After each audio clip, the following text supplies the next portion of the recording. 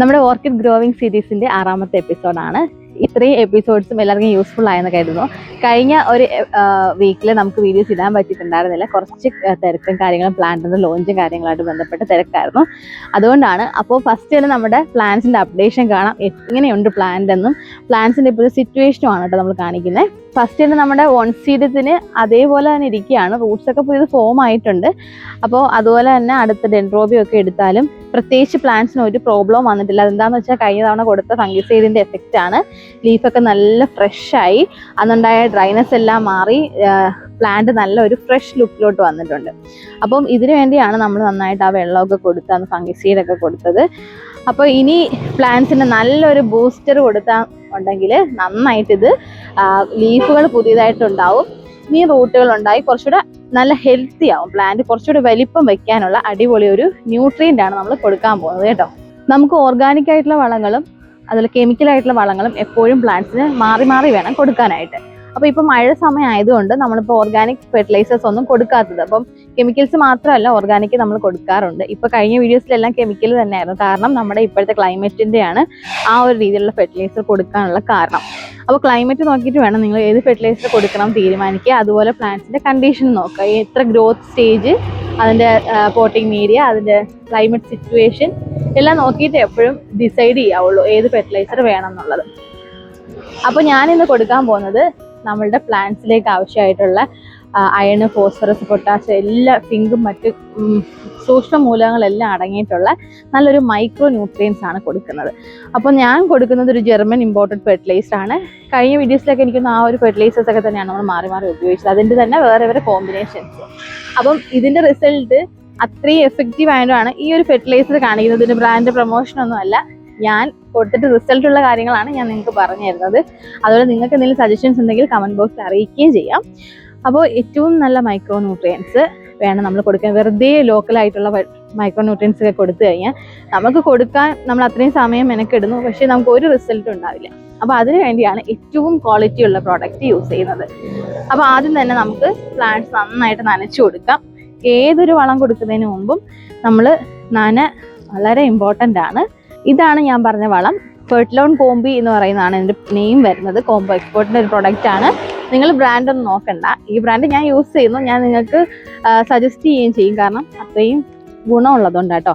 അപ്പോൾ ഇതിലടങ്ങിയിട്ടുള്ള എല്ലാ ന്യൂട്രിയൻസും നമ്മുടെ പ്ലാന്റിൽ ഏറ്റവും ബെറ്റർ ആയിട്ട് ഇതിനെ വളർത്താനുള്ള സംഭവങ്ങളാണ്.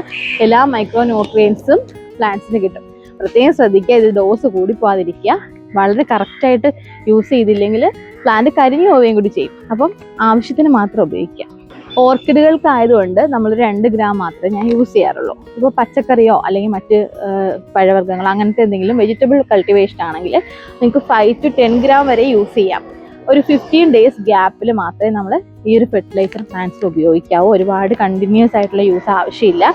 അപ്പം ഞാൻ നേരത്തെ ഉപയോഗിച്ചിരുന്ന ഒരു പാക്കറ്റ് ഉണ്ട്, നമുക്കതൊന്ന് എടുത്തിട്ട് 1 ലിറ്റർ വെള്ളത്തിലേക്ക് ഒരു 2 ഗ്രാം കലക്കി കൊടുക്കാം.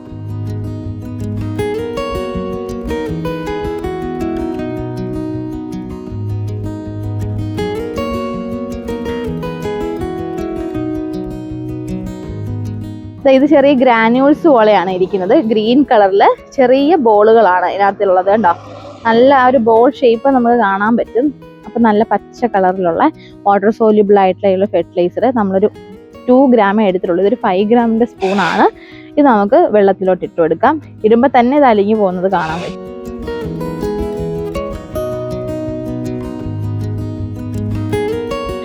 ജസ്റ്റ് ഇതൊന്ന് നമ്മളൊന്ന് കലക്കുമ്പോൾ തന്നെ അത് അലിഞ്ഞു കഴിഞ്ഞു.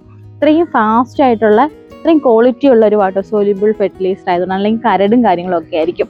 നമ്മുടെ സ്പ്രേയറും ചീത്തയാവും, ഉപയോഗിക്കുന്നത് ഒരു പ്രയോജനമില്ല. ഇത് കണ്ടോ, ഒരു മണി പോലും ഇല്ലാതെ ഫുള്ളായിട്ട് അത് ഡൈല്യൂട്ടായി.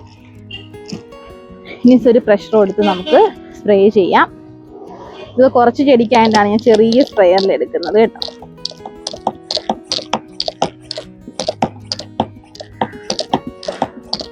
അപ്പോൾ നന്നായിട്ട് കലങ്ങിയിട്ടൊരു ലൈറ്റ് ആയിട്ടുള്ളൊരു ഗ്രീൻ ഷെയ്ഡേ ഉള്ളൂ വെള്ളത്തിന് അത്ര കളർ ഷെയ്ഡൊന്നും പറയാനില്ല.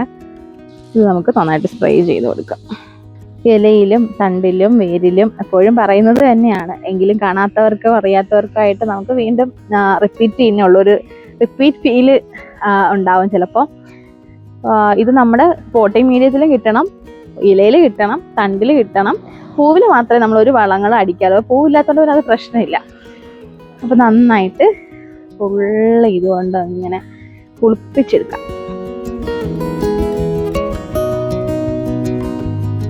ഇതിൻ്റെ റിസൾട്ട് ഉറപ്പായിട്ട് നെക്സ്റ്റ് വീക്ക് നമുക്ക് കാണാൻ പറ്റും. പുതിയ ഇലകൾ എന്തായാലും വന്നിരിക്കും. എനിക്ക് നല്ലൊരു കോൺഫിഡൻസ് ഉണ്ട്, കാരണം നമ്മൾ സ്ഥിരമായിട്ട് നമ്മുടെ ഫാമിൽ ഉപയോഗിക്കുന്നത് കൊണ്ട് കേട്ടോ. ഓക്കെ, മതി. അത്യാവശ്യം ഇലകളിലെല്ലാം നന്നായിട്ട് കിട്ടി. ഇലയുടെ അടിഭാഗത്തൂടെ വീഴുന്ന രീതിയിലാണ് നമുക്ക് എപ്പോഴും സ്പ്രേ ചെയ്യേണ്ടത്. പക്ഷെ ഇത് ചെറിയ ചെടി ആയതുകൊണ്ട് അത്യാവശ്യം നമ്മളിങ്ങനെ ഒഴിക്കുമ്പോൾ തന്നെ കിട്ടുന്നുണ്ട് കേട്ടോ.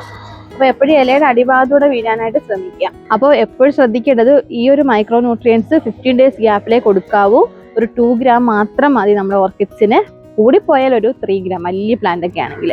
അപ്പോൾ ഇത്ര ഉപയോഗിച്ച് നോക്കുക. ഇതിൻ്റെ റിസൾട്ട് നിങ്ങളും യൂസ് ചെയ്തിട്ട് എൻ്റെ റിസൾട്ട് എന്താണെന്ന് നമുക്ക് കമൻ്റ് ആയിട്ട് നിങ്ങൾ അറിയിക്കുക കേട്ടോ. അപ്പോൾ വേണം എനിക്കൊരു പോസിറ്റിവിറ്റി കിട്ടുന്നത്. നമുക്ക് പുതിയ പുതിയ ഇൻഫർമേഷൻ എപ്പോഴും ഷെയർ ചെയ്യുമ്പോൾ നിങ്ങളും എന്തെങ്കിലുമൊക്കെ അറിയാവുന്ന കാര്യങ്ങൾ നിങ്ങളും കമൻറ്റ് ബോക്സിൽ അറിയിക്കണം. അപ്പോൾ എനിക്കും കുറച്ചുകൂടെ യൂസ്ഫുൾ ആയിരിക്കും. നമ്മളെപ്പോഴും പഠനത്തിലാണ്. ചെടികളൊക്കെ പുതിയ പുതിയ പഠനങ്ങൾ ഉണ്ടാകുമ്പോൾ അതെല്ലാം നമ്മൾ അപ്ലൈ ചെയ്ത് നോക്കി സക്സസ്ഫുൾ ആകുമ്പോഴാണ് വീഡിയോസ് ചെയ്യുന്നത്.